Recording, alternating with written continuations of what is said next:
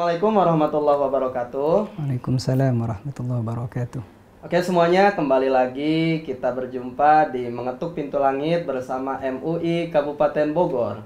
Kali ini saya, Iqbal Septiadi, alumni PKU Angkatan 18 akan memandu acara podcast Mengetuk Pintu Langit ini. Kebetulan kita saat ini ditemani oleh Kiai Haji Dr. Abdul Wafi Muhaimin atau yang lebih akrab dipanggil Gus Wafi ya Gus ya. Ya, beliau ini adalah Sekretaris Komisi Fatwa MUI Kabupaten Bogor. Gimana Gus kabarnya, sehat? Alhamdulillah sehat. Alhamdulillah. Kesibukannya apa nih Gus kira-kira belakangan ini? Banyak di pesantren, karena memang kebetulan memimpin pondok pesantren. Di daerah mana Gus? Bisa diceritakan di pesantren? pesantren terpadu Al-Mustofawiyah di Megamendung. Oh di Megamendung. Itu agak dingin biasanya cuacanya di sana ya. Alhamdulillah. Sebenarnya apa sih keistimewaan gitu? Ada apa di bulan Ramadan ini sehingga banyak umat muslim itu menanti kedatangannya gitu? Ya, sebetulnya banyak sekali keistimewaannya, bahwa di bulan Ramadan ini adalah bulan Syahrul Quran begitu. Al-Quran diturunkan, kemudian ada juga malam Lailatul Qadar yang khairum min alfi syahr.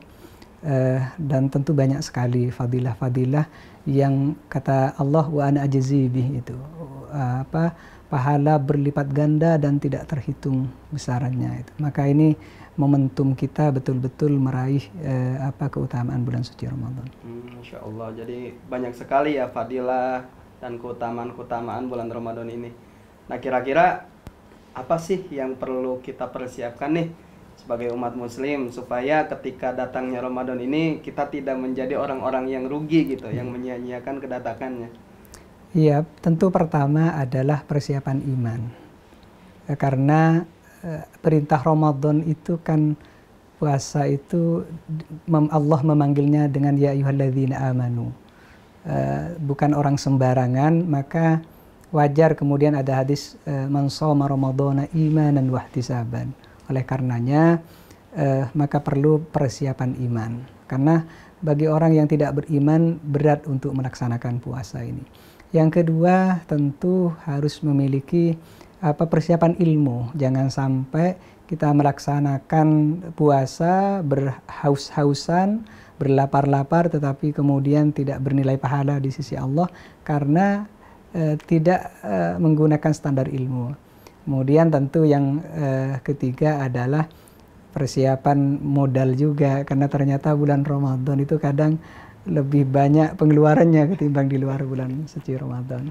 Mungkin itu yang perlu dipersiapkan. Jadi ada 3 aspek mungkin Gus ya yang perlu dipersiapkan. Yang pertama iman, ilmu, dan yang terakhir adanya modal gitu. Modal, betul. Nah terkait Ramadan sendiri ini kan identik dengan ibadah puasa nih Gus. Iya. Kira-kira kalau misalnya dipandang dari sudut pandang fikih atau perspektif fikih, sebenarnya puasa ini berlaku untuk siapa? Baik. Siapa sih yang wajib melaksanakan puasa ini? Baik, tentu memang karena tadi kita berbicara tentang persiapan ilmu, maka kita harus tahu syarat-syarat kapan puasa itu diwajibkan, termasuk syarat-syarat kapan puasa itu sah begitu. Yang pertama adalah syarat wajib. Tidak semua orang itu wajib untuk melaksanakan puasa. Yang pertama tentu harus Islam, itu. Yang kedua harus berakal. Maka orang gila jangan dipaksa untuk berpuasa. Yang ketiga baligh, yaitu orang yang sudah mencapai usia baligh. Kalau perempuan kan sampai haid, kemudian kalau laki-laki sampai ihtilam, mimpi basah begitu itu. Dan kemudian dia punya kemampuan untuk melaksanakan puasa begitu itu. Nah, di samping itu juga ada syarat sah puasa. Syarat sah puasa tentu tadi Islam. Yang kedua tamyiz. Yang kedua dia tidak ada udzur-udzur yang mencegah untuk melaksanakan itu, dan tentu dilaksanakan pada bulan suci Ramadan begitu. Nah, itu yang harus betul-betul dipahami. Ada kondisi di mana orang wajib, tetapi ada kondisi di mana orang itu sah walaupun tidak wajib gitu. Saya kira begitu. Ya, ini menarik teman-teman. Ternyata untuk kita dapat melaksanakan satu ibadah, contohnya ibadah puasa, itu harus berlandaskan dengan ilmunya, begitu ya Gus? Betul. Tadi disebutkan oleh Gus Wafi, ternyata ada yang namanya syarat sah, ada juga yang namanya syarat wajib, begitu. Nah, ini kaitannya dengan syarat sah dan syarat wajib. Bagaimana Gus, semisal pada seseorang itu tidak memenuhi seluruh syarat wajib, misalnya ada orang yang memang dia ini secara rentang usia belum mencapai usia balik, apakah masih dibebankan untuk melaksanakan puasa atau tidak kira-kira? Betul, pertanyaannya bagus. Karena begini, anak kecil itu dia ada kondisi di mana ia wajib berpuasa. Kapan? Ketika mencapai usia balik. Tetapi ada kondisi di mana ia tidak wajib puasa, tapi kalau puasa sah. Itu ketika mencapai usia tamyiz. Usia tamyiz itu usia 7 tahun. Nah, kalau kemudian pertama, kalau dia belum balik, tentu dia tidak wajib. Kalau tidak puasa, tidak dosa begitu itu. Kalau dia tamyiz misalnya, kalau walaupun belum balik tapi tamyiz, ketika dia melaksanakan puasa walaupun tidak wajib, sah puasanya.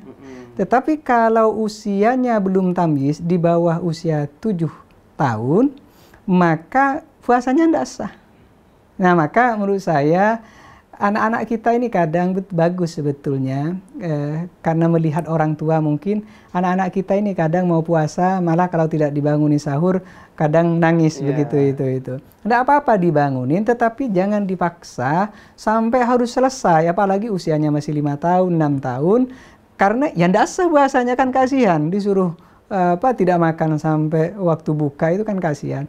Jadi anak kita tidak apa-apa ngikutin keteladanan orang tua, misalnya sampai jam 10, pokoknya lapar ya suruh makan, tidak usah dihalang-halangin, karena sebetulnya anak yang belum usia 7 tahun itu kalau puasa ya tidak sah gitu lah, kan kasihan gitu lah.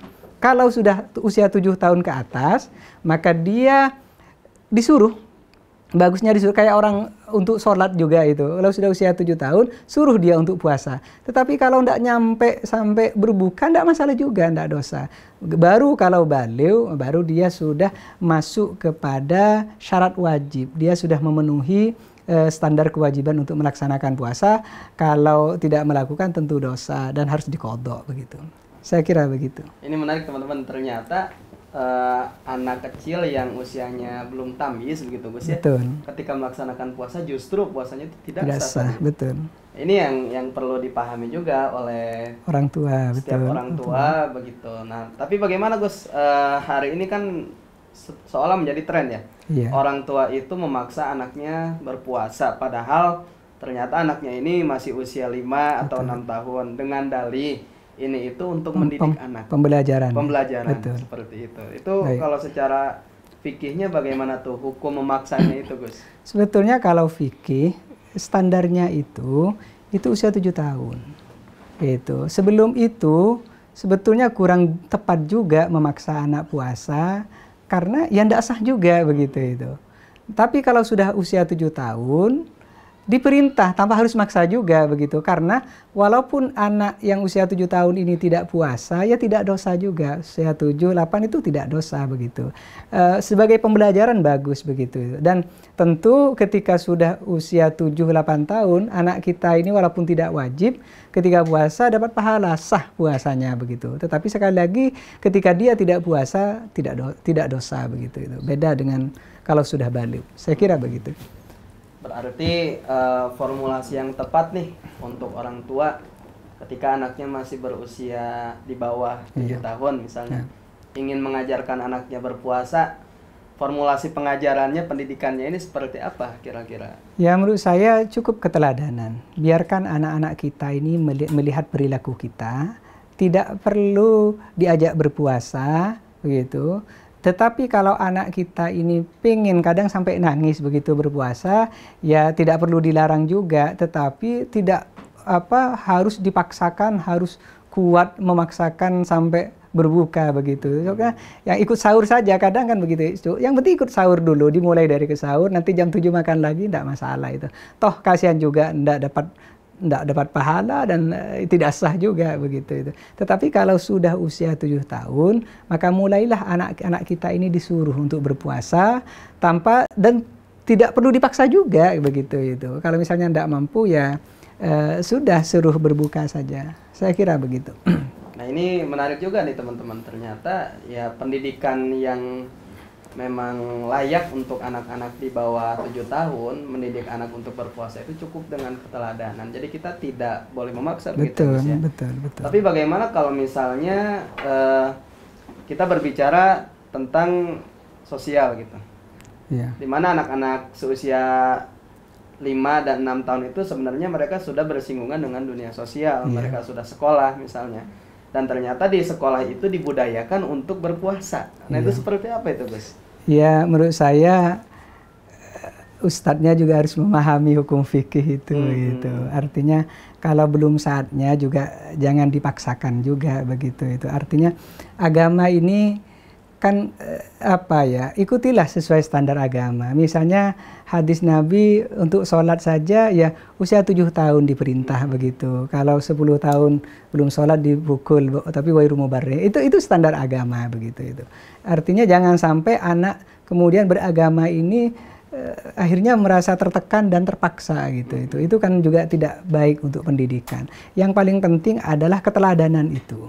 Keteladanan itu sangat melekat ke anak-anak. Misalnya dulu Nabi ketika sholat, Sayyidina Hasan Husain naik itu kan kerekam itu. Bagaimana kakeknya itu sholat, begitu. Itu kan pendidikan yang seperti itu yang bagus itu ngajak ke bawa ke masjid begitu itu tanpa harus nyuruh sholat. Kan waktu itu Sayyidina Hasan Husain juga tidak dipaksa sholat juga, ikut malah naik. Saya kira pendidikan awal itu yang paling penting adalah perlihatkan anak-anak kita ini bahwa orang tuanya ahlul ibadah begitu itu. Itu saja sebetulnya. Baru ada tahapannya, baru 7 tahun nanti baru mulai disuruh untuk puasa. Kalau 10 tahun baru karena dia sudah wajib begitu itu. Bisa dipukul kan begitu itu. Saya kira begitu. Tapi kalau misalnya di ruang-ruang publik nih seperti di sekolah contohnya, anak-anak itu dibatasi untuk makan dan minum. Iya. Dengan dalih belajar untuk menghargai orang yang berpuasa. Misalnya anak-anak ini biasanya kalau sekolah itu mereka bawa botol minum, bawa tumbler di kelas supaya ketika haus bisa minum gitu, menjaga konsentrasi mereka. Apakah bisa dibenarkan ketika guru itu membuat satu aturan tidak boleh bawa minum selama bulan puasa? Kalau sampai kemudian membatasi anak yang haus kemudian sampai tidak bisa minum, tentu tidak bisa dibenarkan juga begitu itu. Toh agama juga tidak mewajibkan dan malah tidak sah juga begitu itu. Jadi menurut saya yang lebih biarkan anak-anak itu dengan usia seperti itu tumbuh sewajarnya begitu itu dan ikuti standar agama itu. Standar agama itu standar tamyiz begitu itu. Jadi ketika agama ini tidak memberikan taklif itu pembebanan. Nah, kenapa kita kok berlebihan memberikan taklif itu? Kan ada hukum taklifi kan begitu. Nah, mereka belum mendapatkan hukum itu. Nah, itu kan kita ini sebetulnya sebagai orang tua termasuk guru harus mulai belajar bahwa ikuti standar agama di dalam memberikan pembebanan itu. Saya kira itu jauh lebih bagus di dalam mendidik anak-anak kita. Ya, ini luar biasa sekali teman-teman. Ternyata banyak hal baru yang kita dapat ya, terutama terkait fikih puasa pada saat ini, Gus. Mungkin dari Gus Papi sendiri ada closing statement atau pesan untuk teman-teman di rumah? Bapak Ibu sekalian, tentu kita sebagai orang tua menginginkan anak-anak kita ini tumbuh menjadi anak-anak yang solehah. Tetapi ada ilmunya. Artinya bahwa agama itu ada kondisi di mana anak-anak kita ini mendapatkan pembebanan hukum taklifi. Maka disitulah kita betul-betul memberikan pembebanan kepada anak ini sesuai dengan standar syariah begitu itu. Nah, oleh karenanya kalau anak kita ini masih belum mendapatkan standar itu, tidak perlu juga, yang paling penting adalah orang tua memberikan keteladanan. Misalnya, anak-anak kita yang usia 4 tahun, 5 tahun, tidak perlu dipaksa puasa, cukup memberikan keteladanan. Baru kemudian kalau sudah usia tamyiz 7 tahun, perintah mereka untuk berpuasa, tetapi tidak perlu dipaksa juga. Kalau kuatnya sampai setengah hari ya sudah cukup seperti itu, karena belum mendapatkan pembebanan juga, tetapi kalau puasa sah dan dapat pahala. Baru kalau sudah usia baligh, mereka sudah wajib melaksanakan puasa, dan disitulah perlu ada sanksi punishment kalau misalnya anak-anak kita tidak berpuasa, dan tentu harus diqodho juga nantinya. Saya kira begitu.